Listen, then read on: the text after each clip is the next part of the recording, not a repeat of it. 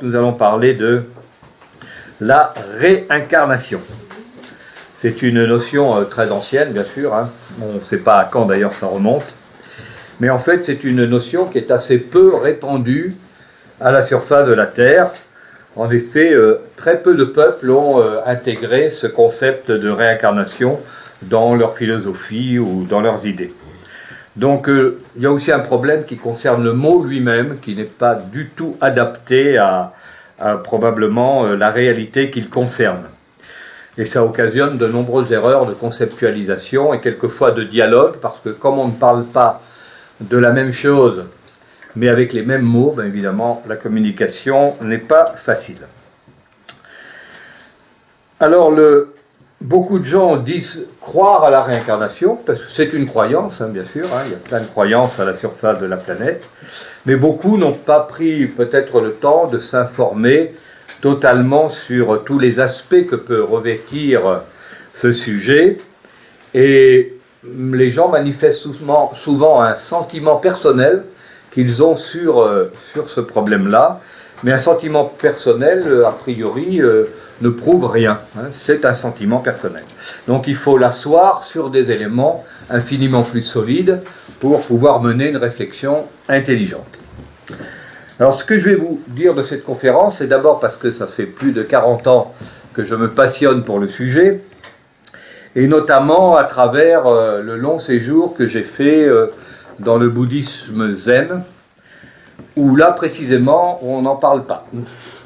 C'est-à-dire qu'elle n'existe pas, mais on en parle quand même, bien sûr. Alors, il est vrai que le propos que je vais vous tenir ce soir va à contre-courant de la mode actuelle, bien sûr, et faire une conférence sur le thème de la réincarnation, c'est un challenge toujours, bien sûr, parce qu'on demande aux gens de mener une réflexion sur des croyances qu'ils ont souvent profondément ancrées en eux. La plupart des gens qui croient à la réincarnation fondent leur point de vue sur des sensations, des expériences qui a priori paraissent indiscutables, alors qu'en réalité elles résistent difficilement à une enquête complète sur le sujet. L'idée et le concept de réincarnation s'est développé vers le 5e siècle avant Jésus-Christ, c'est-à-dire que c'est là que nous avons des sources qui ont été écrites en quelque sorte. Avant, c'est le grand silence de la préhistoire et on ne sait pas vraiment ce que pensaient ces gens. Et ça a touché plusieurs communautés humaines, mais en fait pas tellement. En plus, il faut savoir qu'au 5e siècle avant Jésus-Christ, il y avait très peu de monde. Sur la totalité des terres émergées, quelques millions, alors qu'aujourd'hui, nous sommes 8 milliards. Donc ça change tout, évidemment. Cette croyance apparaît très tôt dans les philosophies qui nous ont été rapportées jusqu'ici. Cette croyance apparaît comme assez peu satisfaisante sur un plan spirituel général, car on le voit d'ailleurs chez les Mésopotamiens ou chez les Juifs, elle méconnaît à la fois la grandeur de l'être humain qui est constitutivement corps et âme, comme nous le révélera assez rapidement dans l'Antiquité la Bible des Juifs, c'est-à-dire le livre de la Torah qui a été écrit sur un espace qui recouvre plusieurs siècles. Mais c'est à partir du 5e siècle avant Jésus-Christ qu'on va voir cette idée se développer dans la Grèce antique, l'idée d'une possible réincarnation, même s'il ne l'appelle pas comme ça. C'est Pythagore le premier qui va, on pense pas nécessairement qu'il y croit, mais il évoque le sujet. Et lui, il dit que c'est un concept qui émane d'un mythe arménien. Donc il y aurait l'Arménie étant pas très loin du croissant fertile, donc ça viendrait évidemment de la Mésopotamie. Mais on va trouver aussi quelques bribes de cette croyance dans l'Égypte ancienne, à quelques rares moments de l'histoire ancienne. Et puis plus tard, on va la voir se développer dans l'hindouisme, où cette croyance existe encore aujourd'hui, mais chez les hindouistes qui sont évidemment très dominants dans cette croyance, la réincarnation est considérée comme la pire des malédictions, c'est-à-dire vraiment la chose dans laquelle on ne doit absolument pas revenir. Pythagore, lui, Alors oui, chez les Chinois, on n'en parle pas du tout. Ce n'est pas un concept intégré dans la philosophie chinoise, que ce soit dans le taoïsme ou le confucianisme. Les Chinois disent qu'ils n'ont pas besoin de cet élément-là. Le présent leur suffit. Pythagore a d'abord parlé de métempsychose. Alors souvent, il y a une confusion qui s'opère entre métempsychose et réincarnation. Métempsychose, ça veut dire en grec la migration des âmes. La métempsychose, c'est l'idée que une conscience revient sous n'importe quelle forme. Hein, ça peut être un chien, une mouche, etc., etc. La réincarnation, elle, serait une forme de la métempsychose qui aurait forme humaine en quelque sorte. Une forme possible de la métempsychose. Et puis Platon, lui, il a développé une vision différente de l'homme. Il a posé l'idée que le corps était une pièce rapportée qui alourdit l'âme. Donc Platon pense que ce qui est important, c'est l'âme, et que le corps, lui, n'est qu'un véhicule très provisoire, le temps d'une vie. Pythagore, lui, imagine que la mort libère l'âme de la prison du corps, et pour Pythagore, il n'est pas souhaitable de revenir un jour dans la prison qu'est le corps. Donc ça, c'était l'approche grecque qui n'a pas intégré véritablement cette idée de retour. Et Aristote, lui, parle de l'âme aussi comme principe. Pourquoi on parle toujours de l'âme? Parce que si quelque chose se réincarne, ça ne peut être que l'âme, bien entendu. Sinon, je ne vois pas qu'est-ce qui pourrait se réincarner. Donc à chaque fois qu'on aborde le sujet de la réincarnation, évidemment, on parle de l'âme. Donc Aristote, lui, dit que l'âme est le principe d'animation du corps. Tout le monde est d'accord là-dessus, hein, les chrétiens, les musulmans, les juifs, tout le monde est d'accord là-dessus. Et chaque âme est par conséquent liée à un corps particulier. En ce sens, la science moderne, en particulier l'approche quantique par exemple, a permis d'illustrer cette vision de l'âme étant un principe d'animation qui va demeurer par-delà la matière, puisque j'ai fait des conférences conjointes avec Philippe Guillemont, qui est chercheur au CNRS. Il prétend que l'âme, c'est tout simplement de l'information. Rien d'autre que de l'information. Il est vrai que faisons-nous le temps de notre vie à part enregistrer des informations? Et quand nous mourrons, que reste-t-il de nous? De l'information. Donc on sait maintenant que le corps n'est pas une entité constante. La preuve, déjà, dans le corps d'un adolescent, il ne reste rien des atomes du bébé qu'il a été quelques années auparavant. Et en principe, tous les 10 ans, hein, on sait que chaque partie et chaque cellule de notre corps est renouvelée, y compris même le système osseux. Donc en fait, ce que nous sommes aujourd'hui physiologiquement n'existait pas il y a encore 10-12 ans. Donc il faut comprendre que si la matière passe, il y a quelque chose de nous qui demeure de manière continue, et cette chose qui demeure est du domaine de la conscience, du domaine de notre être profond. Ça veut dire que nous sommes une personne particulière qui n'a jamais encore existé dans l'histoire de l'univers et qui n'existera jamais plus dans son intégralité et sous cette forme. Ce principe d'organisation du corps et d'animation de l'être comporte une dimension spirituelle, car on a bien conscience d'être nous-mêmes. Ça veut dire que nous sommes conscients d'être une même personne avec une même pensée et le même esprit. Cet esprit qui n'est pas lié à la matière, mais qui va nous accompagner tout le long de la vie. Et l'esprit va être lié à notre corps, et uniquement à notre corps, et pas à un autre. Pour le corps, ce qui compte, ce n'est pas la matérialité des cellules. Hein. Si on regarde le corps au long d'une vie, c'est un flux continu de particules et de cellules, voué à la disparition et à la répartition, hein, puisque le corps est comme tout ce qui est dégradable, voué à la dispersion. Alors la croyance en la réincarnation, pour le moment on reste sur ce mot-là, mais vous verrez qu'il est impropre.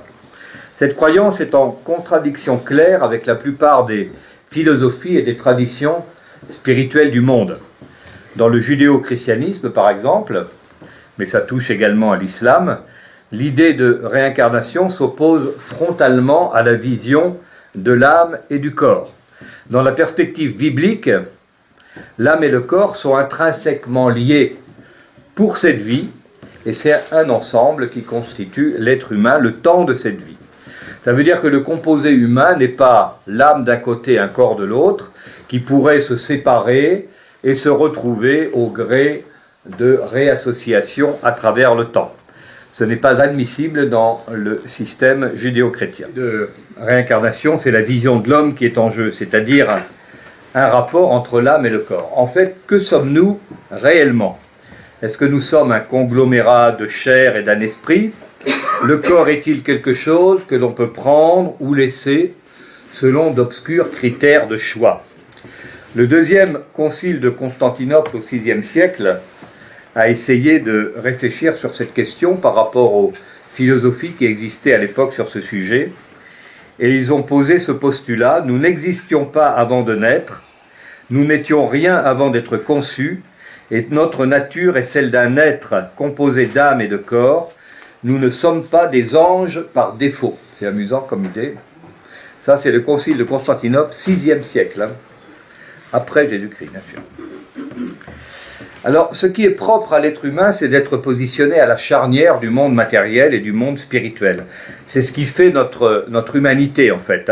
On est au confluent de deux ordres de création, c'est-à-dire la création matérielle, avec le cosmos, l'univers, qui est fabuleux, et puis également la vie de l'âme, c'est-à-dire la raison, la pensée, l'amour, tout ce qui fait le monde subtil. Et nous sommes vivants dans cette situation-là, qui nous permet de donner un sens à la création. Alors, à travers les aléas de notre vie, on doit parvenir à réagir, interagir avec le monde, et à donner conscience à toute la création. Et cela est possible uniquement parce que nous sommes immergés dans cette création par notre corps. L'homme a vraiment cette capacité formidable d'accéder aux deux mondes. Il est à la charnière du tellurique, ancré dans la terre, et du cosmique, c'est-à-dire le monde subtil. Alors l'âme est un concept difficile à définir, bien sûr, on a écrit des livres entiers sur ce problème. La Bible a plusieurs mots pour en parler. On parle de l'homme intérieur, on parle du cœur, quelquefois, pour désigner l'âme, et puis l'âme également, ce mot qui vient du latin anima, qui a donné le mot animal, c'est-à-dire ce qui provoque le mouvement, ce qui donne la vie. Nous sommes animés, nous sommes des êtres animés. Quand nous mourons, eh bien, l'anima disparaît et notre corps cesse de fonctionner. Jésus d'ailleurs nous dit dans l'évangile de Matthieu: ne craignez pas ceux qui peuvent tuer le corps, car ils ne peuvent pas tuer l'âme. Donc là déjà nous avons cette affirmation que l'âme appartient au monde subtil et qu'il n'est pas possible de lui porter atteinte dans cette vie. Les bouddhistes ne sont pas du tout d'accord avec ça d'ailleurs. Donc l'âme au sens spirituel est parfois divisée en 2 ou 3 parties, ça dépend des approches. Il y a plusieurs écorces qui définissent l'âme. Alors il y a aussi certaines affirmations dans les Écritures qui nous permettent d'avoir une idée du monde subtil. Par exemple, nous avons un passage qui dit « Tu aimeras le Seigneur ton Dieu de tout ton cœur, de toute ton âme, de toute ta force et de tout ton esprit. » Donc là, on trouve même 4 éléments qui abordent le monde subtil. Sur le fond, tout le monde convient qu'il y a 2 pôles, c'est-à-dire le corps matériel et l'âme qui l'anime, et l'âme étant de nature spirituelle. Et l'identité de l'être humain, il faut la chercher dans l'âme et pas dans le corps, bien sûr, qui n'est qu'un véhicule matériel voué à la désagrégation. Beaucoup d'entre nous ne voient pas trop la différence entre résurrection, réincarnation, survie de l'âme, et c'est pour ça que lorsqu'on aborde ce sujet, souvent, il y a des difficultés de dialogue, parce que chacun utilise ces mots avec l'idée qu'il en a, et ça c'est toujours un problème, parce que aujourd'hui, je m'en aperçois au cours de mes conférences, beaucoup de gens entendent le mot que je prononce, mais lui donnent une autre signification. Donc, quelquefois, le dialogue est difficile. Les mots en français ont un sens, et si on leur en donne un autre, ou si le sens n'est valable que pour une personne, elle ne pourra jamais communiquer avec les autres. Donc beaucoup de gens ne voient pas la différence entre tous ces concepts, ou celui de la survie de l'âme par exemple, et tout cela est vraiment confus pour beaucoup. Alors l'Ancien Testament, la Torah des Juifs, conclut sur l'idée qu'un jour Dieu remettra d'aplomb l'être humain. Pour le moment, les Juifs pensent qu'il y a une sorte de dualité entre l'âme et le corps, et qu'un jour, eh bien, tout ça sera réaligné, et l'être humain, à ce moment-là, sera destiné à une éternité de bonheur. Jésus, d'ailleurs, s'inscrit complètement dans cette version juive des choses, mais c'est normal, puisqu'il en venait, bien sûr, et il parle de la résurrection. Pour lui, ce n'est pas un concept, mais une réalité, et on retrouve ce concept de résurrection dans l'Apocalypse de Jean.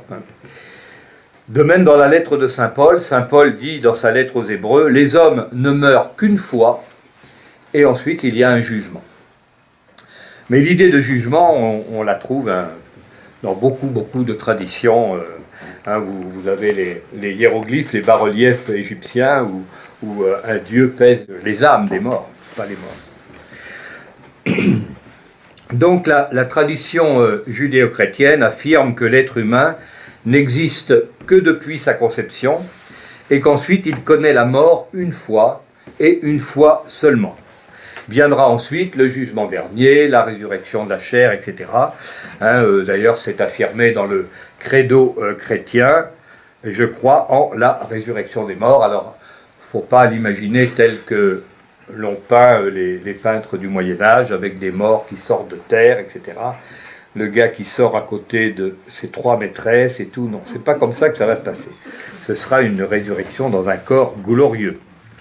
Donc pour le christianisme, je veux dire, c'est le Christ sauveur qui libère les êtres humains, et non une série de réincarnations qui nous permettraient d'atteindre une perfection illusoire par nos propres forces.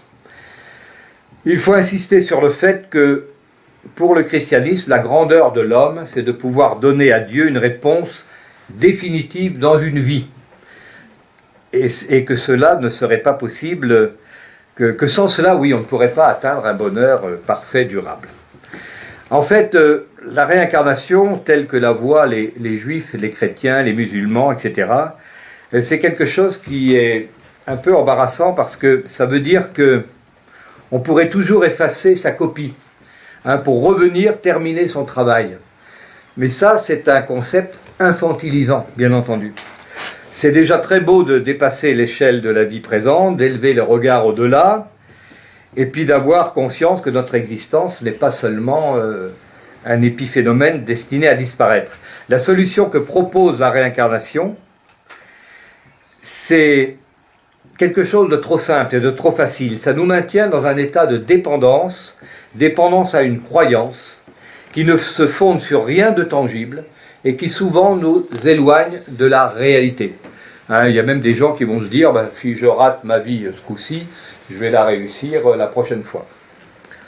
C'est pas aussi simple que ça. Donc c'est vraiment l'idée qu'au fond, on peut toujours effacer sa copie, alors qu'à l'inverse, un adulte sait bien que dans le monde réel, il y a des choix irréversibles, et que c'est en les affrontant qu'on les construit, et pas en se disant « ça ira mieux la prochaine fois ». Donc l'idée de la résurrection à la fin des temps intervient aussi dans cette idée.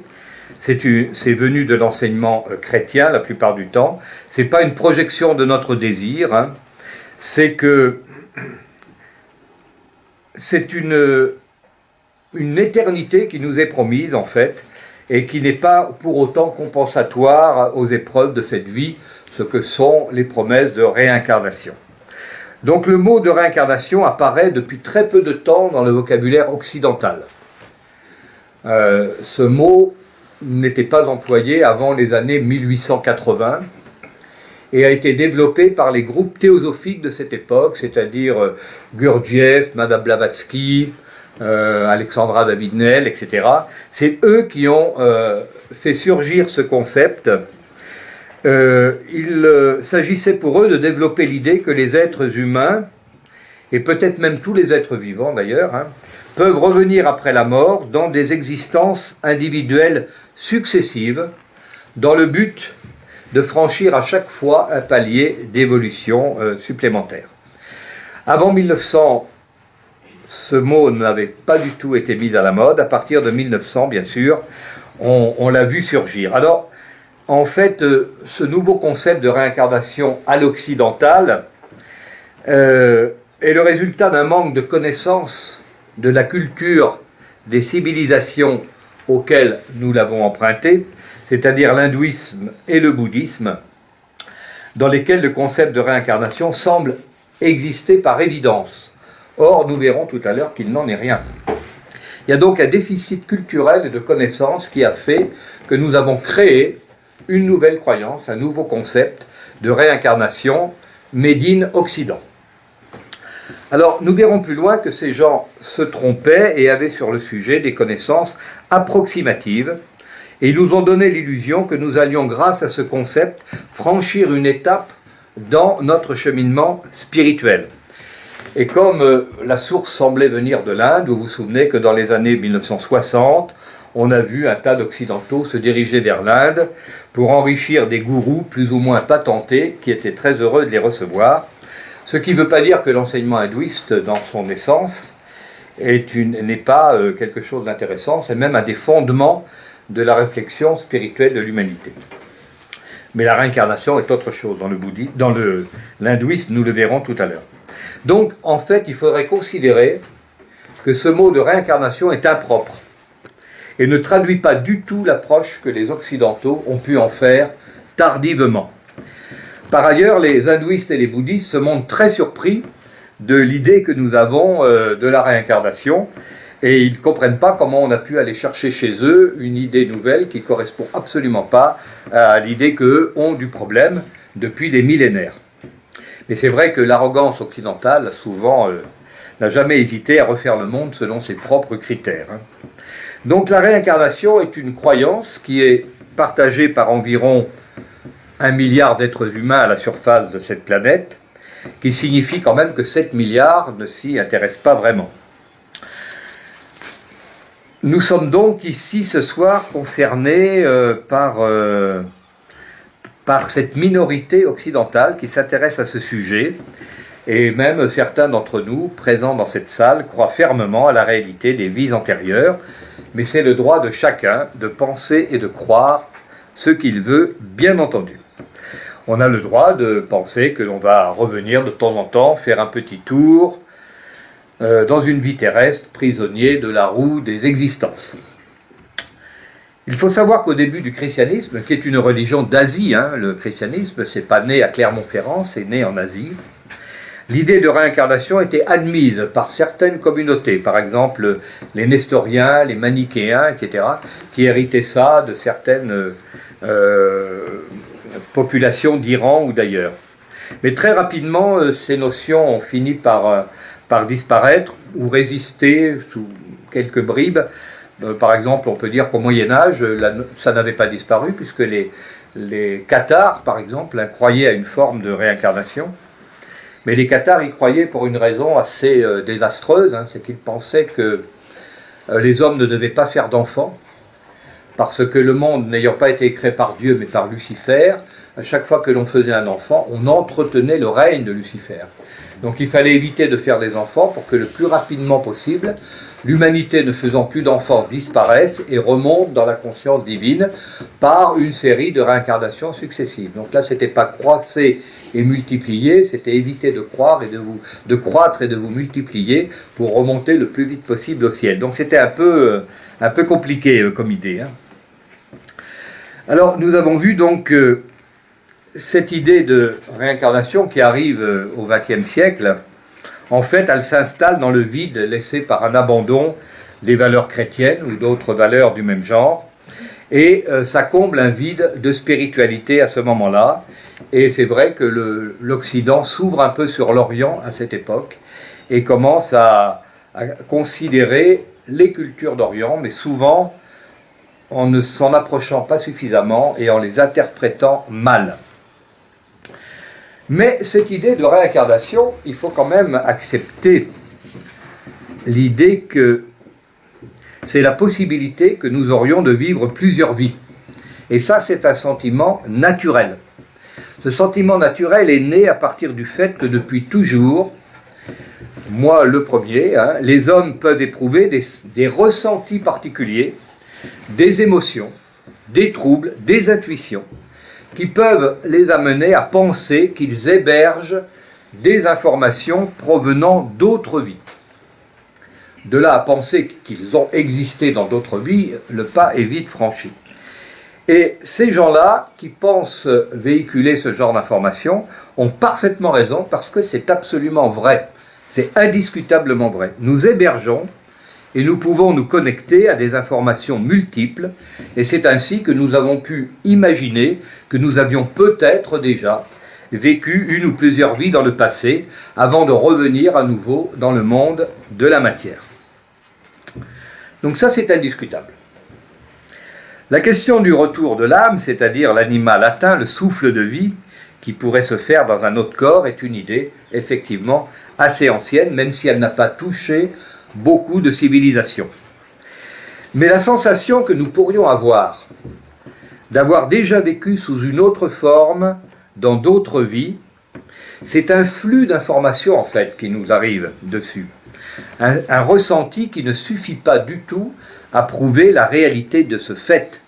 Il ne s'agit que de sensations, que d'intuitions, qui peuvent se transformer chez certains d'entre nous en certitude.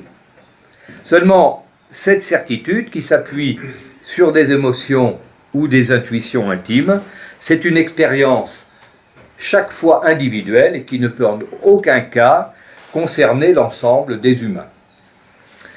Et puis cette réincarnation, elle se heurte aussi à des oppositions scientifiques, philosophiques et spirituelles.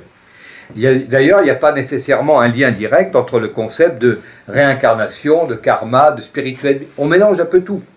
Hein, par exemple, les spirites qui parlent aux morts, enfin du moins aux esprits des morts, connectent ça avec la réincarnation. Pourquoi? Ça n'a rien à voir. Absolument rien à voir. Quand on parle à des esprits disparus, ça n'a rien à voir avec les réincarnations. On ne parle pas à des réincarnés, on parle plutôt à des désincarnés. Donc cette notion de réincarnation, elle va apparaître dans l'hindouisme très tôt, c'est quand même eux le berceau, mais elle n'est pas vraiment aux origines de cette religion. Lorsque les peuples du Gange commencent à exister, il y a très longtemps, dans l'Antiquité, on n'écrivait pas encore rien, ils ont été colonisés par les Aryens, qui sont nos ancêtres européens. Nous sommes des pays indo-européens, et ces Aryens ont colonisé les peuples du Gange, et ils leur ont apporté des documents qui s'appellent les Védas.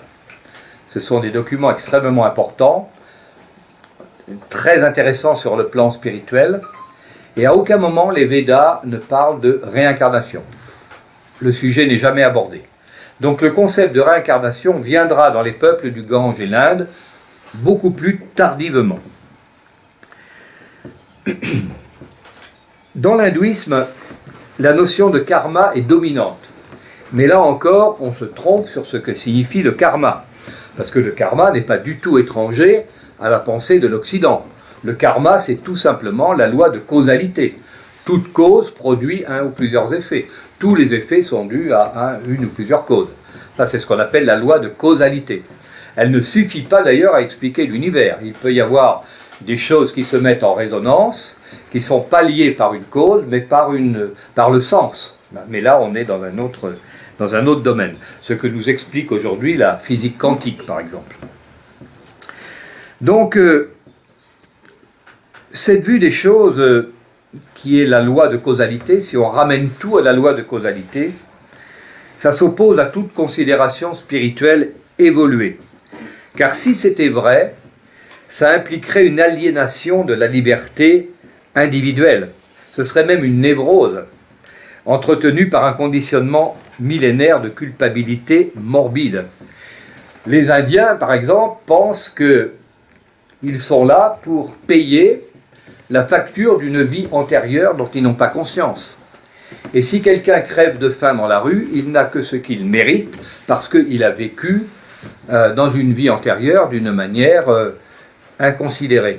Et si en plus il peut lui mettre un bon coup de pied dans les reins, comme ça le gars a bien compris qu'il n'a pas été gentil dans la vie précédente.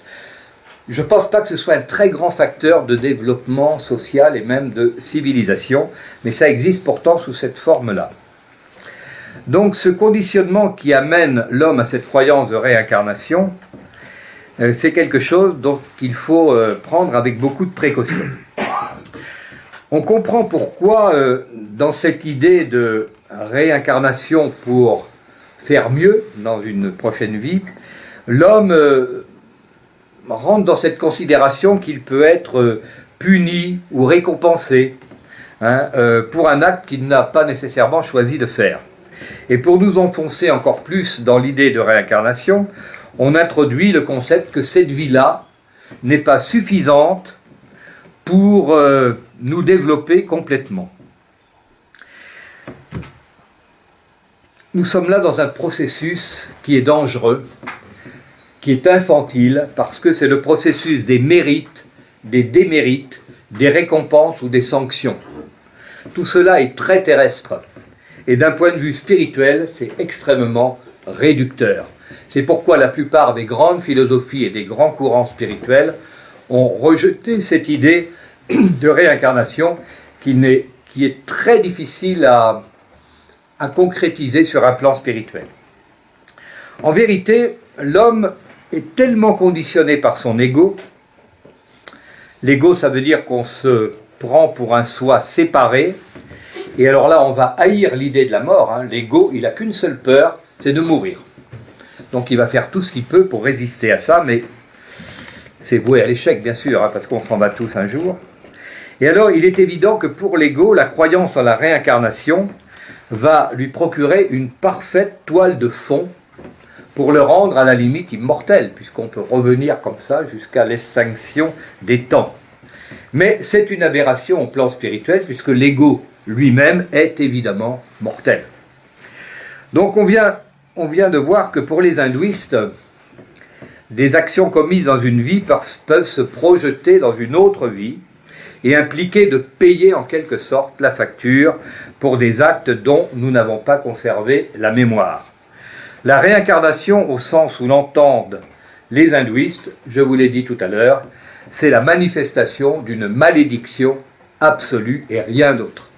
Ils ne voient rien de positif dans cette idée de réincarnation.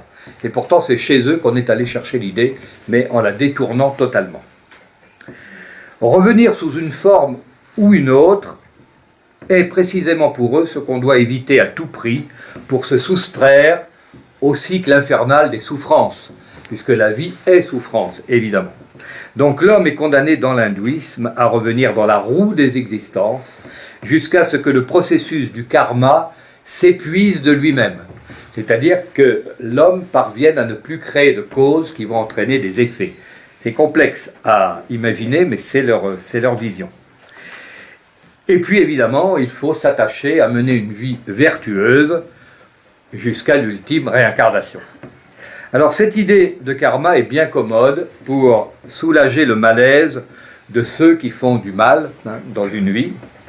Et si je fais du mal à quelqu'un, c'est pas grave, puisque en fait je suis l'instrument du karma. Si je fais du mal à quelqu'un, c'est que celui à qui je fais du mal le mérite. Vous voyez. C'est un peu discutable sur le plan, enfin du moins sur un plan chrétien. Alors il y a mieux que cette attitude pour faire progresser une société humaine. On le voit très bien en Inde. Si vous avez voyagé en Inde, ce concept induit une terrible violence qui est visible à chaque coin de rue et bloque évidemment les gens dans leur évolution. Ce principe n'est pas acceptable, de mon point de vue, dans une réflexion spirituelle sensée. Cette idée du karma qui consiste à payer de vie en vie des fautes passées, à empêcher des sociétés comme celle de l'Inde de progresser socialement, et à condamner des milliers de gens, des millions même probablement dans l'histoire, à une misère programmée. C'est une réalité indiscutable. Alors le problème vient en partie des mots que nous employons improprement. Pour les Occidentaux, à partir du début du XXe siècle, le nouveau concept de réincarnation, c'est une chance nouvelle de progresser, de vivre une ou plusieurs autres vies, pour évoluer spirituellement. Pour les orientaux, c'est une malédiction. Donc on n'est vraiment pas d'accord sur l'issue. Pour ces peuples d'Asie, en plus, il n'est absolument pas utile d'être obsédé par ce sujet. L'important étant de vivre au mieux cette vie sans se préoccuper des vies passées. C'est-à-dire qu'ils ont intégré cette notion de réincarnation, mais en fait ça ne les intéresse pas tant que cela. Donc nous sommes vraiment dans des idées résolument différentes. Le mot réincarnation, c'est vraiment une invention occidentale. Vous ne pouvez pas traduire ce mot dans une langue en Inde, par exemple, ou chez les bouddhistes. Eux vont plutôt parler de transmigration de la conscience. C'est beaucoup plus intéressant et probablement beaucoup plus proche d'une vérité spirituelle. Les deux concepts liés, karma, réincarnation, on n'est pas obligé de les lier d'ailleurs, mais la plupart du temps c'est le cas, sont mal interprétés et maintiennent en vie une source de limitation de l'être humain.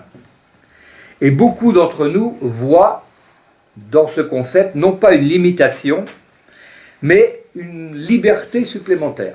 Donc là, il y a une perversion de la pensée. Il y a 2500 ans, après l'hindouisme, arrive le bouddhisme. Le bouddhisme est un enfant de l'hindouisme. Le Bouddha était un Indien, et c'est lui qui introduit donc une pensée nouvelle qui va s'appeler le bouddhisme. Mais il va apporter des modifications importantes à l'idée que les Indiens ont de cette idée de réincarnation. Alors en plus, les bouddhistes ne peuvent pas croire à la réincarnation parce qu'ils ne croient pas à la survie de l'âme. Et ils ne croient pas non plus au soi ou au moi, parce qu'ils disent que c'est une illusion. Nous avons l'illusion d'exister. Nous n'existons pas véritablement au sens bouddhiste. Or, si le soi n'existe pas, si à la mort l'âme disparaît, tout s'oppose dès le départ à toute idée de réincarnation, bien entendu. Et c'est là qu'on trouve une contradiction difficile à résoudre. J'ai bien connu ce problème pour avoir pratiqué pendant 25 ans le bouddhisme zen, dans lequel le problème de la réincarnation n'est jamais abordé avec clarté. En revanche, on observe dans d'autres branches du bouddhisme, par exemple les Tibétains, qui est une branche tardive du bouddhisme qui s'est associée avec une religion chamanique préexistante, eux parlent de réincarnation. Mais attention, pas pour tout le monde, uniquement pour les gens importants, les autres qui n'ont pas droit. Et le Dalai Lama actuel a déclaré récemment que lui ne se réincarnerait pas. Donc en plus c'est un choix, vous voyez. C'est curieux. Donc tous les bouddhistes déjà n'ont pas le même point de vue sur la question. En plus dans le zen c'est extrêmement austère.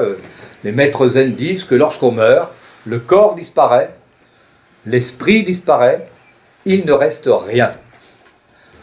On ne peut pas faire plus austère. Voilà. Peut-être quand même admettent-ils qu'il puisse y rester les effets des actes passés qui évidemment s'installent dans la loi de causalité. Vous voyez ? Et là, il vaut mieux mourir en ayant été des gens comme nous que si c'est Hitler qui meurt. Parce qu'on n'a pas fait la même chose dans notre vie, vous avez constaté déjà.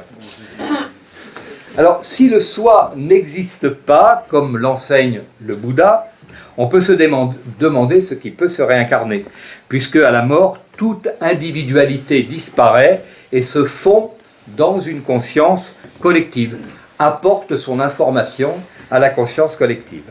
Alors quel est le concept que peuvent admettre les bouddhistes ? D'abord, le but pour eux, c'est la disparition totale de l'ego. L'ego doit disparaître à 100%, parce que l'ego divise les êtres humains. Il ne les rassemble pas. C'est en faisant diminuer notre ego qu'on se sent en unité avec le tout. Mais ça, c'est quelque chose qui est parfaitement admissible dans le judéo-christianisme, il n'y a pas de doute là-dessus. Mais il est vrai que la disparition de l'ego va nous permettre de sortir de la dualité pour nous faire entrer dans l'unité. Mais si l'ego disparaît, qu'est-ce qui peut bien se réincarner ? Il n'y a plus rien, évidemment.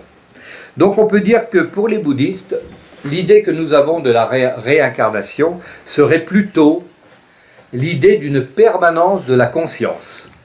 Cette conscience qui est constituée d'un flux d'informations qui peut se transmettre de forme en forme par un processus d'identification au fait d'exister.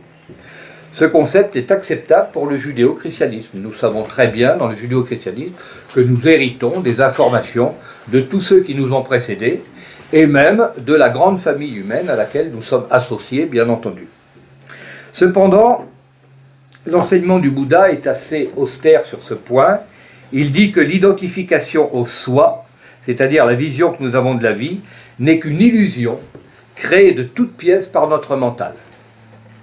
Le chrétien est plus prudent, il dit oui, bon d'accord, l'ego c'est bien qu'il y en ait très peu, mais il faut quand même qu'il y en ait un petit peu. Vous voyez, c'est comme le cholestérol. Il y a le bon cholestérol et le mauvais cholestérol.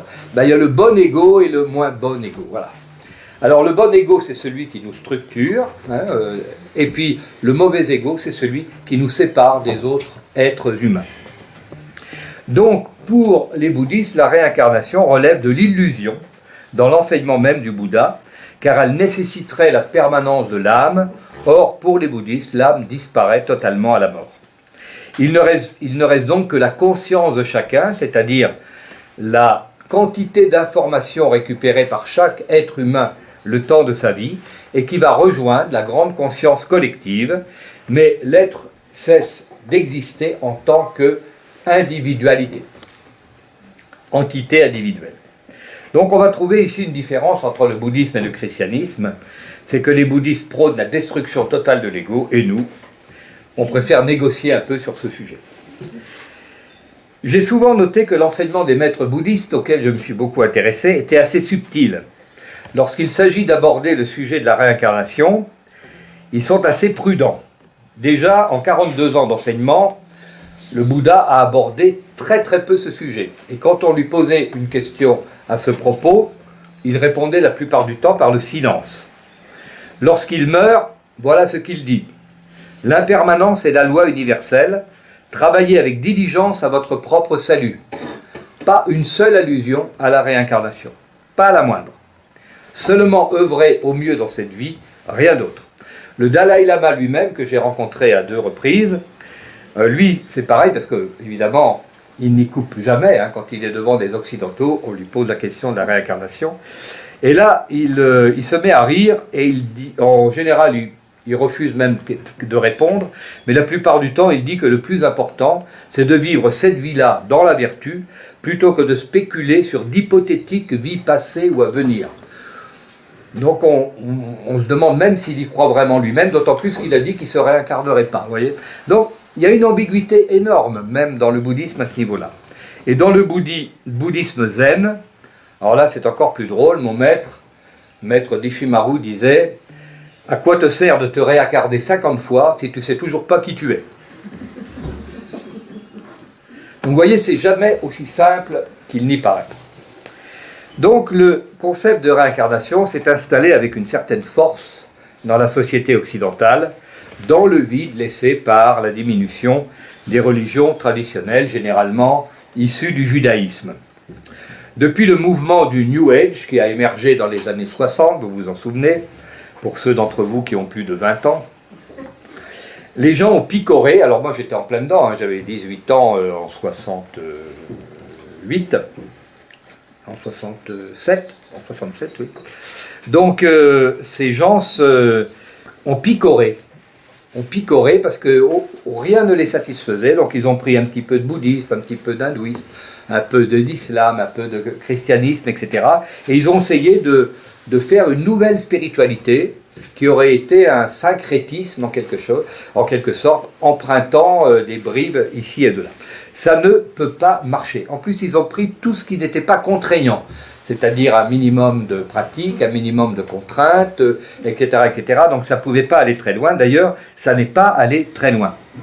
En s'éloignant des traditions millénaires que les peuples ont construites avec le temps, en leur faisant des emprunts aléatoires, on a dénaturé la substance de ces spiritualités et on a fini par n'y plus rien comprendre et trouver un nouveau concept complètement marécageux. En fait, il vaudrait mieux utiliser le système transmigration. Transmigration, c'est plutôt le titre que je devrais donner à cette conférence. Parce que la transmigration des âmes, la transmigration de la conscience, ça existe. Ça signifie que des éléments de conscience plus ou moins identifiés, plus ou moins constitués, peuvent migrer vers de nouvelles conditions d'existence. Mais dans ce cas, l'individu n'existe plus en tant que tel. il perd à la mort son identité, il perd son individualité et il rejoint l'éternité de l'âme. La grande conscience permanente, il va se dissoudre en elle.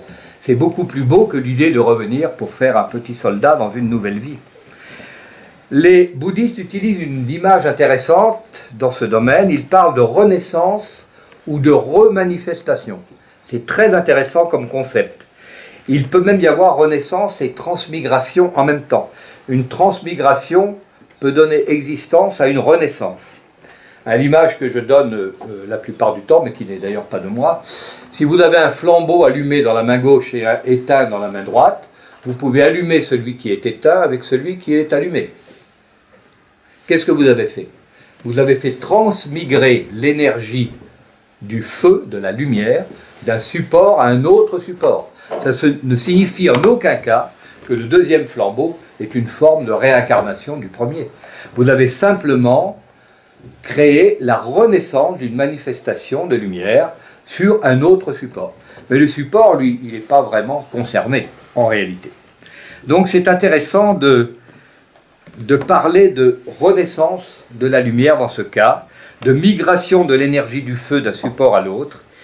Il y a un transfert d'énergie tout simplement, et il en est de même pour les êtres humains. Le bouddhisme va encore plus loin en refusant le concept de réincarnation, car même l'âme, pour les bouddhistes, serait un agrégat provisoire qui se dissout complètement après la mort. Ça, c'est pas acceptable pour un chrétien. Nous, on croit à la survie de l'âme. Donc, sur ce plan-là, on est vraiment en contradiction. Mais, chez les bouddhistes, il ne peut pas y avoir de continuité d'une âme à l'autre, puisque on disparaît totalement. C'est très austère, hein, le bouddhisme dans ses fondements. De loin, le bouddhisme nous apparaît comme... vous savez, moi, pourquoi je suis revenu dans le christianisme après 25 ans de bouddhisme? Parce que dans le christianisme, c'est beaucoup plus cool. C'est pas facile d'être bouddhiste, je vous le dis. Donc, pour un bouddhiste, le concept de réincarnation appartient au monde du samsara, c'est-à-dire le monde du mental et de l'illusion. C'est une réalité qui est loin de ce que pensent les Occidentaux à propos de ce sujet. Alors les Chinois, on va en parler un peu, parce qu'ils se sont aussi intéressés bien sûr à cette idée, mais eux n'intègrent absolument pas la notion de réincarnation. Le Chinois, vous savez, il n'est pas très spirituel. Tout ce qui est métaphysique ne l'intéresse pas tellement. Tout ce qui est de l'ordre de l'abstrait, vous ne verrez jamais un Chinois discuter du sexe des anges, il s'en fiche complètement. Ce sont des gens très pragmatiques. La pensée chinoise est pragmatique. Le Chinois vit dans l'instant. Pour lui, le passé, c'est le passé. L'avenir, on verra. C'est l'instant qui compte. Donc, ils ne parlent pas de réincarnation. En revanche, ils utilisent, pour parler d'une transmigration de la conscience, une image, j'ai dit, peut-être certains l'ont entendu dans une de mes conférences, ils utilisent l'image de la mer. La mer qui serait la grande conscience universelle qui contient toutes les informations de l'humanité, passé, présente et à venir, puisque dans le subtil, il n'y a ni passé, ni présent, ni avenir, ce qui correspondrait un peu à l'inconscient collectif de Jung. Et les Chinois, donc, voient ça sous la forme d'une mer, et quand la mer jette une vague sur la plage, qu'est-ce qui s'est produit? Une myriade de petites gouttes d'eau se répandent sur le sable. Elles sont individualisées. C'est nous. Nous sommes là, des petites gouttes d'eau. Pendant leur vie de gouttes d'eau, elles vont prendre des informations. La chaleur du sable, le soleil, la lune, si c'est la nuit, etc., etc. Comme nous, êtres humains, nous prenons des informations le temps de notre vie. Et puis, il va y avoir une nouvelle vague qui va récupérer ces gouttes d'eau et en amener d'autres. Les gouttes d'eau, lorsqu'elles reviennent dans la mer, est-ce qu'elles sont encore gouttes d'eau ou est-ce qu'elles ne le sont plus? Eh bien, on s'en fiche complètement. Ce qui est important, ce n'est pas qu'elles restent gouttes d'eau ou qu'elles soient d'autres gouttes d'eau. Ce qui est important, c'est l'information qu'elles rapportent dans l'immensité de la grande conscience qui est symbolisée par la mer. C'est de l'information. Ça signifie que toutes ces petites gouttes d'eau ont enrichi l'immense mémoire de la mer par leur expérience sur le sable. Mais les vagues suivantes qui vont apporter d'autres gouttes d'eau, est-ce qu'il y aura des gouttes d'eau exactement semblables aux précédentes? C'est peu probable. Statistiquement, ce n'est pas impossible, mais c'est peu probable. Mais ce n'est pas important non plus. Ce qui est important, c'est que chaque goutte d'eau nouvelle porte en elle un peu de l'information des précédentes.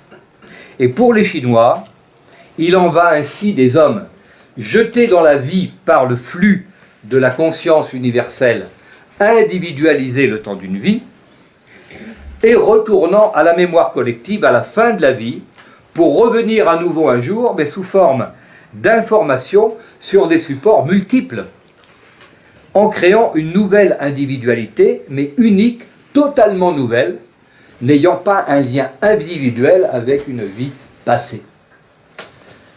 On voit ici que la pensée chinoise accepte cette idée d'une transmigration de la conscience, mais l'individu perd son moi, il perd son identité, il rejoint le grand tout, l'unité.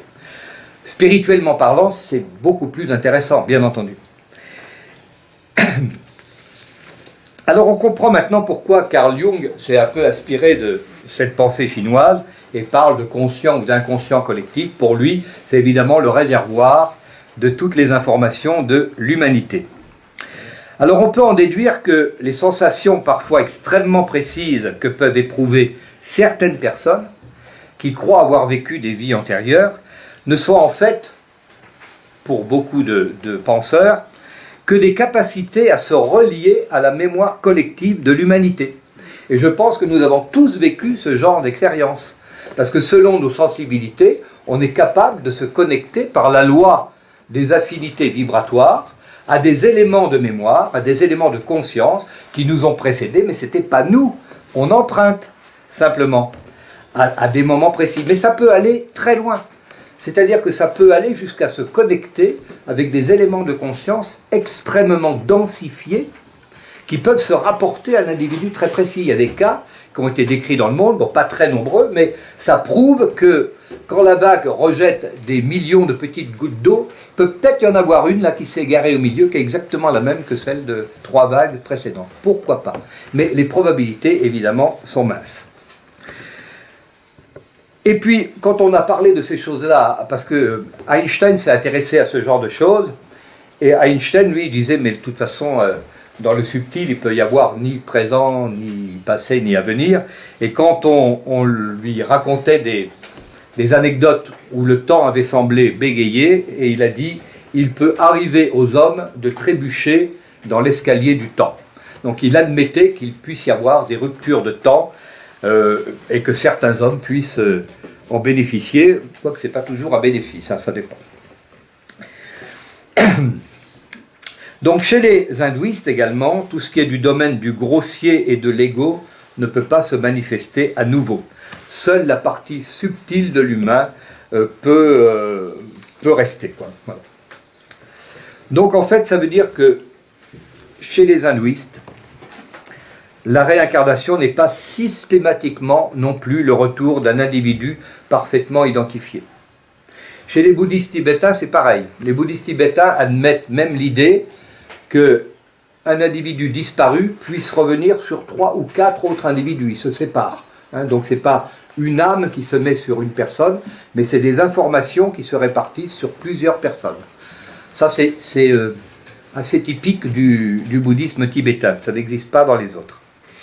Et puis il y a un texte d'un maître indien, Ramana Maharshi, qui a dit « Voyez comme un arbre repousse une fois que ses branches ont été coupées. Tant que la source de la vie n'est pas détruite, il poussera.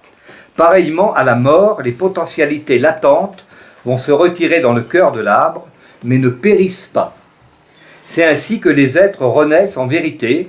Il n'y a ni graine ni arbre, il n'y a que être. Et rien d'autre que être. » Oui.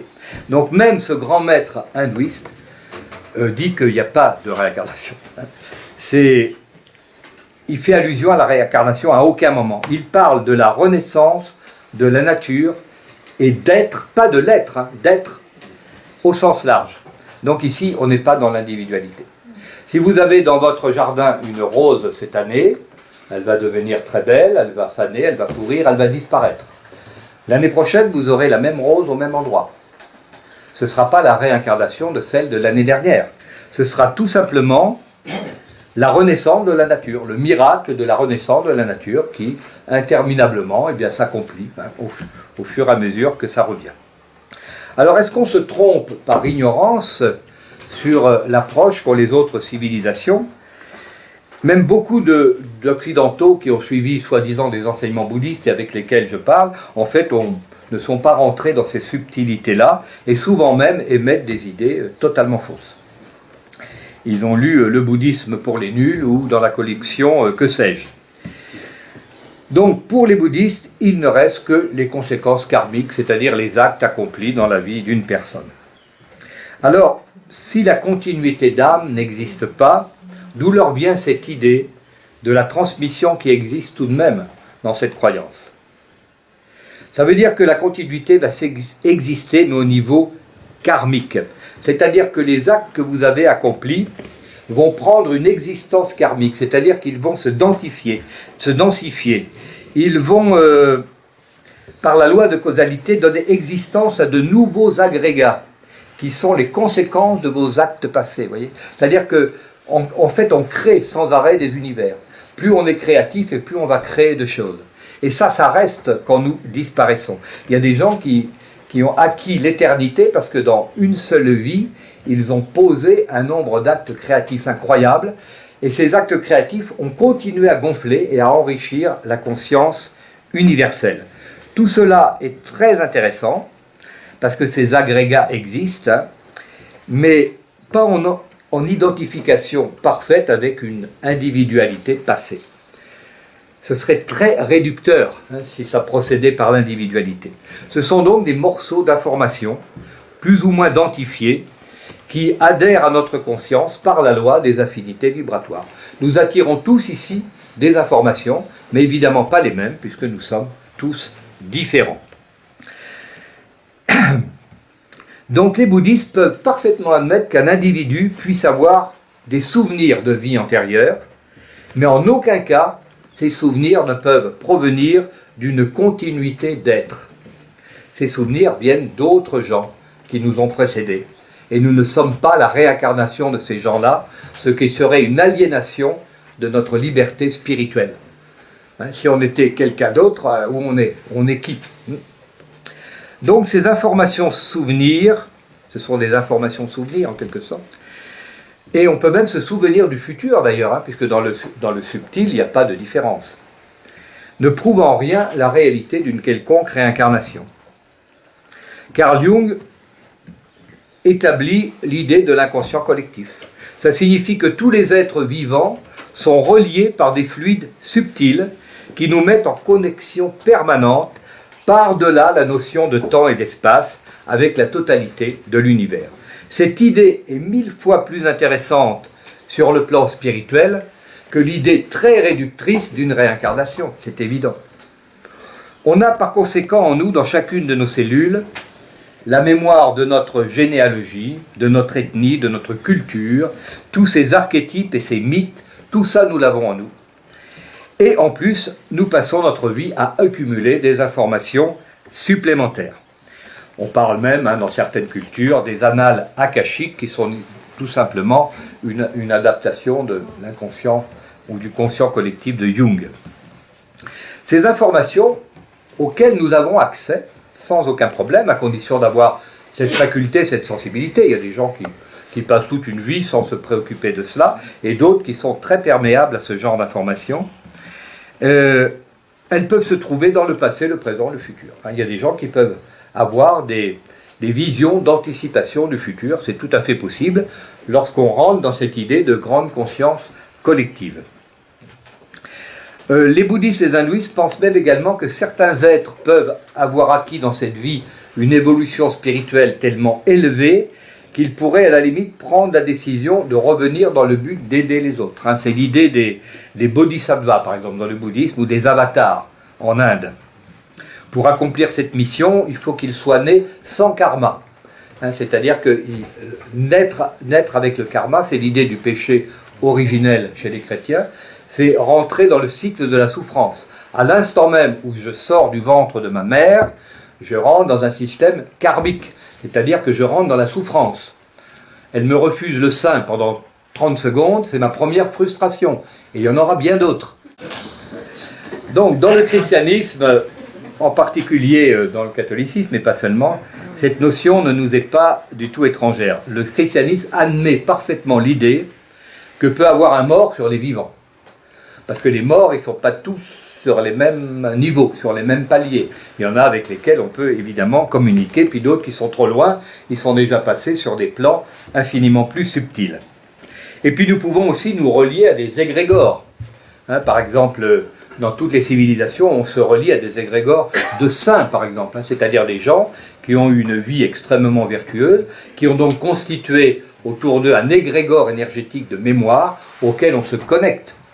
C'est comme ça qu'on prie, je ne sais pas moi, Padre Pio, la Vierge Marie, mais les hindouistes, les bouddhistes, tout le monde en fait autant. Voilà. Cette incarnation particulière, évidemment, elle est acceptable, mais il ne s'agit pas, on ne croit pas que Padre Pio est réincarné. Mais en fait, Padre Pio est en renaissance permanente, puisqu'à chaque fois que quelqu'un se connecte à son égrégore et en tire des bienfaits, c'est une forme de renaissance, et comme la rose qui fleurit chaque été, ça, il y a un continuum de conscience qui va dans le sens d'élever la conscience générale. La Vierge Marie, par exemple, on a mis longtemps avant d'instituer le dogme de l'Immaculée Conception, puisque ça date que du Second Empire, 1858, je crois, où on a édicté ce dogme de l'Immaculée Conception. Ça veut dire qu'on admet l'idée que la Vierge est née sans karma, c'est-à-dire sans le péché originel, non marquée par le péché originel. Dans l'idée que pour enfanter un être d'essence divine, donc Jésus, mi-dieu, mi-homme, elle ne pouvait pas être marquée comme n'importe quel être humain de cette souffrance originelle dont elle était exclue. Mais quand vous dites ça à un hindouiste, il vous dit, ta Vierge Marie, c'est un avatar, nous on en a plein, c'est pas exceptionnel. Vous voyez. Donc, vous voyez que d'une civilisation à l'autre, quelquefois, on parle des mêmes choses, et ce qui est extraordinaire chez les uns peut être une banalité chez les autres. Donc, le péché originel, ce n'est pas une faute qui marquerait l'humanité au fer rouge jusqu'à la fin des temps, c'est simplement l'expression de la loi de causalité, le fait que nous sommes liés dans cette vie à la matière, et que cela implique évidemment une souffrance. C'est la raison pour laquelle les bouddhistes, évidemment, ont beaucoup travaillé sur l'idée de la souffrance. D'où vient-elle, comment la résoudre, etc., etc. Donc, les approches de toutes les civilisations convergent toujours vers un point crucial. Pour les chrétiens, il est nécessaire de mener une vie vertueuse pour mourir à un niveau de conscience le plus élevé possible. Tout cela parce qu'on ne vit qu'une seule fois, donc on est dans l'urgence, puisqu'on ne meurt pas à la fin de ce que l'on a accompli, mais on meurt au seuil de tout ce qu'on n'a pas fait. D'où l'idée de s'inscrire dans une idée d'urgence. Pour les hindouistes, il est également nécessaire de mener une vie vertueuse, mais pour éviter la malédiction suprême qui est de revenir. Donc on a intérêt à se tenir à carreau. Dans le judaïsme, par contre, la notion de réincarnation n'existe pas. Elle paraît même assez incongrue d'un point de vue spirituel. Mais la nécessité de mener une vie vertueuse est requise de toute façon.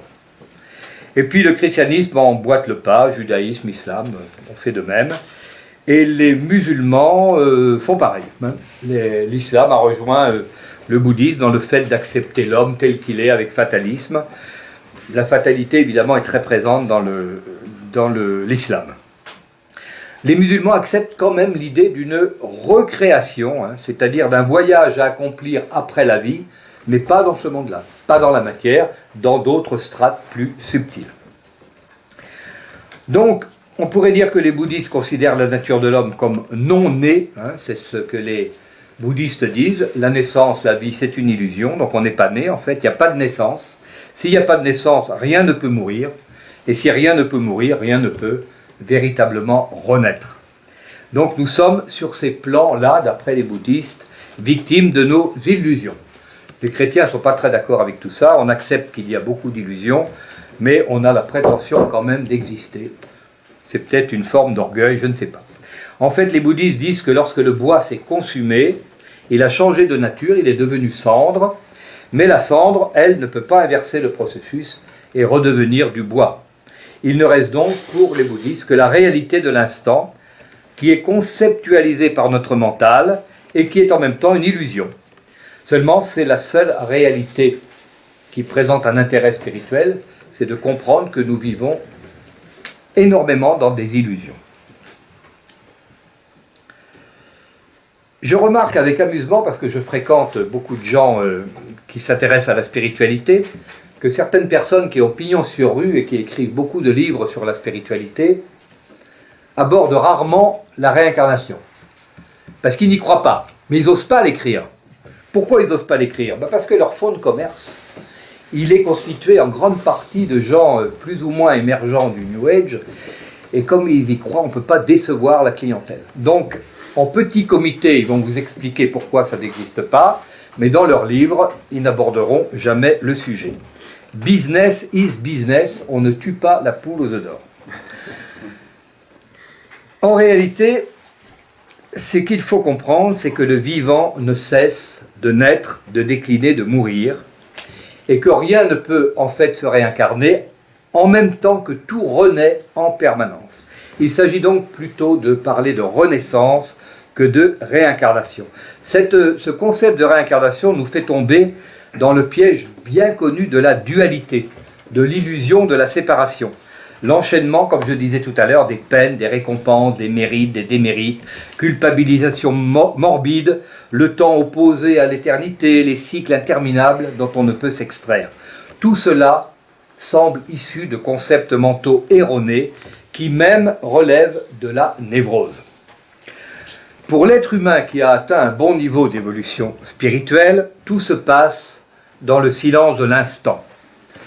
Dans l'instant, maintenant là, vous êtes devant moi. Est-ce que vous avez un autre problème que celui d'être là? Votre percepteur est loin, vos problèmes sont loin, vous allez les retrouver en sortant, mais là vous n'en avez aucun, parce que vous êtes dans l'instant. Le passé n'est plus, l'avenir n'est pas encore, seule existe la conscience aiguë de l'instant. À ce moment, rien n'existe. Ni incarnation, ni réincarnation, ni renaissance, ni résurrection. Tout ça, on s'en fout. Le paradis ou l'enfer, c'est maintenant. C'est ici que l'on fabrique les éléments de notre bonheur ou de nos malheurs. Dans quel autre temps pourrions-nous vivre l'instant que dans le temps où nous sommes ici présents? On est présent et à rien d'autre. À quoi bon postuler d'éventuels retours qui nous amèneraient à tourner indéfiniment en rond de manière stérile? En fait, souvent on aborde le problème de la réincarnation selon des approches qui utilisent les mêmes concepts que ceux du monde matériel. Encore une fois, le monde des mérites et des démérites. Alors qu'il faudrait percevoir cette réalité par le cœur, mais on l'aborde souvent par le mental. Il est dangereux ce nouveau concept de réincarnation inventé par les Occidentaux dans les années 1900. Il est dangereux parce que sournoisement, il nous éloigne de la spiritualité en nous donnant l'illusion d'y être. C'est pourquoi dans le christianisme, le problème de la réincarnation, sauf ici ce soir, ne fait jamais l'objet d'un débat. C'est pas qu'ils veulent éluder le problème, c'est que pour eux, il n'y a pas de problème. Voilà. Le problème ne se pose pas. Et s'il se pose, pour quelqu'un issu du judéo-christianisme, ce problème serait considéré comme une grave aliénation de la liberté spirituelle. Il faut cependant se souvenir de l'évangile de Jean. Vous vous souvenez, à un moment donné, pour ceux qui connaissent les évangiles, on lui présente un aveugle de naissance. C'est-à-dire que le gars, il a peut-être une trentaine d'années ou moins, il n'a jamais vu. Il est né aveugle. Et alors, les gens qui s'entourent veulent piéger Jésus. Ils lui disent, qui a péché pour qu'il soit aveugle de naissance? Est-ce que c'est lui ou est-ce que ce sont ses parents? Ce passage est crucial, parce qu'il suffirait que Jésus réponde que cet homme est né aveugle pour payer les fautes passées de ses ancêtres ou je ne sais pas là, et là, ça y est, c'est fichu. Il affirme à cet instant précis le principe de réincarnation et des vies antérieures. Or, Jésus n'en fait rien. Il n'aborde absolument pas ce sujet-là. Il dit ni lui, ni ses parents n'ont péché. Donc, il n'y a pas de dette à payer par le fait d'être aveugle. Il dit il est aveugle de naissance pour que les œuvres de Dieu se manifestent en lui. C'est une curieuse réponse. Ça veut dire que cet homme, en fait, il est aveugle pour permettre aux autres d'évoluer à son contact. Ça ne peut pas étonner ceux d'entre vous qui ont eu l'occasion de côtoyer de près des personnes handicapées. Comprendre combien une personne handicapée, par la demande qu'elle nous fait, va nous tirer du cœur un maximum de patience, d'amour, etc. On comprend pourquoi aussi ces gens sont là à notre contact, parce que ce sont des éleveurs de conscience, bien entendu. C'est le Christ qui nous dit, à travers un handicapé, tu ne me reconnais pas. C'est moi que tu aides en aidant l'autre. Et cela se fait dans cette existence et dans aucune autre. En poussant plus loin le propos, on peut dire, si on parle de la fin des temps et d'une résurrection à la fin des temps, on peut aller jusqu'à dire que la fin des temps, c'est maintenant. La fin des temps, c'est maintenant dans le sens où, à chaque instant, je détruis tous les temps passés et je crée tous les temps à venir. Chaque instant, c'est une recréation, une réactivation de la mémoire collective, à travers des supports nouveaux, mais toujours périssables. L'homme a besoin de se situer dans l'espace et dans le temps. Ces deux choses sont indispensables à notre vie terrestre, et même à notre survie d'ailleurs, mais ces deux choses-là, le temps et l'espace, n'ont aucun intérêt sur le plan spirituel. Il est essentiel de comprendre l'illusion mentale que renferme l'idée des vies antérieures et l'illusion de ce qu'on appelle improprement la réincarnation. Cette croyance est en fait trop éloignée de la spiritualité et pourtant elle en utilise les oripeaux et elle en produit les apparences, ce qui rend le piège parfait. Lorsqu'on exprime dans cet univers qui est le nôtre, cette idée de vie antérieure, il faut être mesuré. L'univers est composé de forces égales qui s'opposent. Mais il existe un absolu.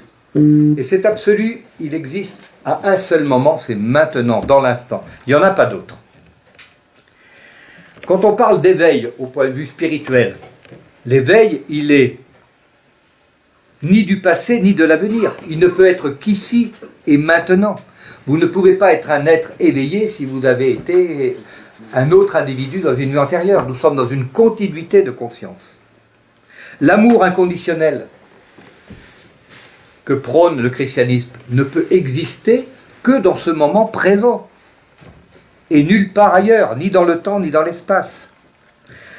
La dualité s'oppose à l'éveil et nous cherchons l'éveil à travers une fausse réalité et les vies antérieures telles que nous les concevons, avec la transmission d'une individualité à l'autre, évidemment, c'est une fausse réalité. Ça veut dire que nous cherchons à être dans le présent, à nous éveiller, alors qu'en fait, nous faisons partie de ce présent. L'ego, c'est un processus d'identification qui nous sépare du monde, mais l'éveil, c'est maintenant. Nous faisons partie de ce présent.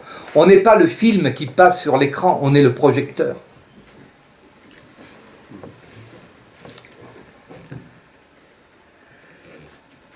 Tout provient en fait d'un manque de réflexion et d'ignorance. Nous ne sommes séparés de rien, sauf si notre mental rentre dans la dualité.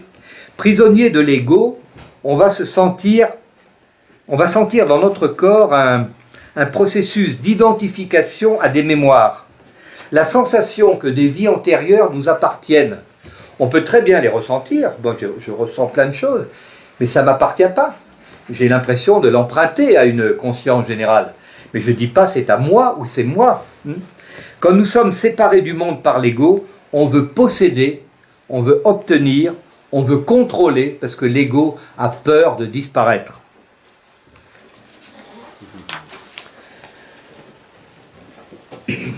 Si nous sommes fusionnés au monde, le concept de propriété va disparaître. Il n'y aura plus que la liberté. La spiritualité, c'est la liberté. Être la conséquence d'une vie antérieure, ce n'est en aucun cas la liberté. C'est une prison, évidemment. Donc tout ce qui a été produit par l'humanité depuis les origines, ce sont des énergies qui fluctuent à l'échelle du monde. Et quand l'ego s'est connecté avec une partie de ces mémoires du monde, qui sont des informations, cette énergie va ralentir, parce qu'on en fait notre propriété. Elle va se cristalliser dans les cellules de notre corps, identifiées à l'ego.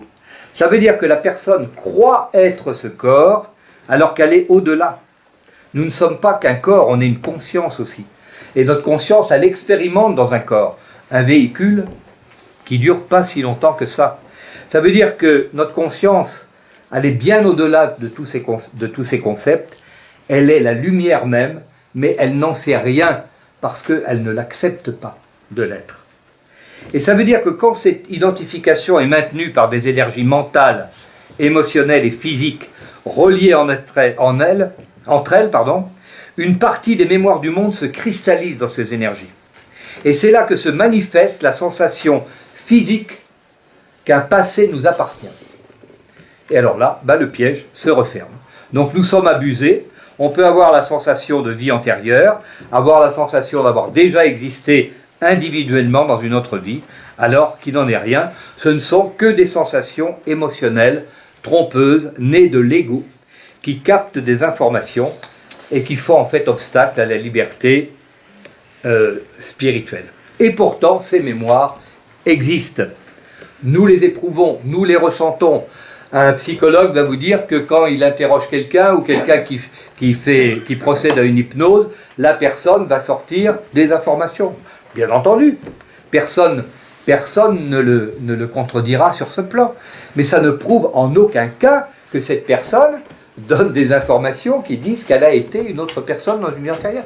Il y a des lambeaux d'autres personnes, mais ce n'est pas une individualisation qui serait la négation de l'identité spirituelle. Ça ne relève pas d'un phénomène de réincarnation. C'est une prétention bien humaine que de revendiquer une telle réalité et une telle propriété. Aucune vie antérieure ne peut être revendiquée comme une propriété. La réalité est beaucoup plus belle que toutes ces mémoires qui nous encombrent. La réalité, c'est de l'énergie. On n'est pas obligé de ralentir cette énergie et de porter cette souffrance qui vient d'autres vies passées. Vous savez, le problème de l'occidental, ce n'est pas la croix. C'est l'illusion de celui qui la porte. C'est très différent. Alors, par cette volonté de survivre dans un monde, alors que nous avons décidé de porter une partie de la souffrance du monde, on a décidé, ou plutôt notre ego a décidé, que cette souffrance de vie passée pourrait nous appartenir, puisqu'on est là pour régler les souffrances de vie passée. Et alors on crée ce fameux corps de souffrance, à la fois individuel et collectif, qu'on va traîner toute notre vie en pensant y porter remède par des systèmes erronés. Ces énergies, on les rend absolument plus libres de circuler, elles sont bloquées, elles ne peuvent plus rentrer dans la dimension du cœur, ni dans la dimension d'amour, parce qu'on les retient prisonnières de nos concepts. Nos sensations ne sont pas des preuves, et nos émotions encore moins.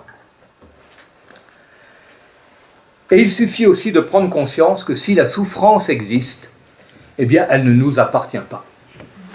Que ce soit la nôtre ou celle des autres. Par contre, il faut la vivre quand elle nous tombe dessus. L'humanité a du mal à progresser, vous l'avez compris, parce qu'on ne s'entend pas sur tous ces sujets-là, et puis on fonctionne toujours de la même manière. L'homme va puiser dans ses actes passés l'expérience, et il fabrique son présent. Mais le présent fabrique l'avenir. Si je vais puiser toujours dans le réservoir du passé des expériences, je vais faire un présent presque toujours le même, et un avenir qui ressemblera toujours aux avenirs précédents. Ce qui permet de dire que l'avenir, c'était toujours mieux avant. Alors, en fait, c'est pour ça qu'on n'avance pas. Voyez, c'est pour ça qu'on n'est pas innovant. Parce que l'expérience du passé n'éclaire que le chemin parcouru et n'amène absolument pas de lumière dans le chemin à parcourir. Là aussi, il y a un piège. Et l'humanité répète sans cesse les mêmes schémas parce que malheureusement, à cause de son enfermement dans l'ego, elle ne retient rien ou pas grand-chose et elle n'apprend rien ou pas grand-chose. En fait, on pourrait dire que l'idée des vies antérieures ou de la réincarnation, c'est-à-dire une vie antérieure réindividualisée, est une prison dans laquelle le mental enferme l'âme. Vous voyez, ça va loin si on pousse le raisonnement à l'extrême. L'expérience ne signifie vraiment rien sur le plan spirituel parce que chaque instant doit être un instant neuf, libéré du passé. Alors je voudrais terminer par cette réflexion d'un maître hindouiste, donc en plein dans les réincarnations, qui est un texte qui conclut les Védas, donc le plus ancien texte de l'Inde. La réincarnation, il prononce le mot, enfin c'est une traduction, implique un soi qui se réincarnerait. Et il dit, il n'existe rien de tel. Ce faisceau de mémoire et d'espérance qu'on appelle moi s'imagine exister indéfiniment par un processus de réincarnation successive. L'homme va créer alors le temps pour s'adapter à cette fausse éternité. Et il conclut en disant, pour être, je n'ai besoin ni du passé, ni du futur. Ça veut dire que plutôt que de laisser notre ego se repaître de l'illusion des vies antérieures, qui ne lui apporte en fait aucun bonheur, nous éloigne de la réalité et du développement spirituel, laissons la dimension d'amour dans l'instant nous envahir, c'est beaucoup plus intéressant. Parce que dans cette dimension incomparable, il n'y a plus besoin de concepts compliqués. Plus de passé, plus de présent, plus d'avenir, plus de vie passée, présente ou à venir. Il ne reste que l'instant, cet instant infiniment mobile dans lequel notre conscience spirituelle peut se mouvoir en toute liberté. Point final.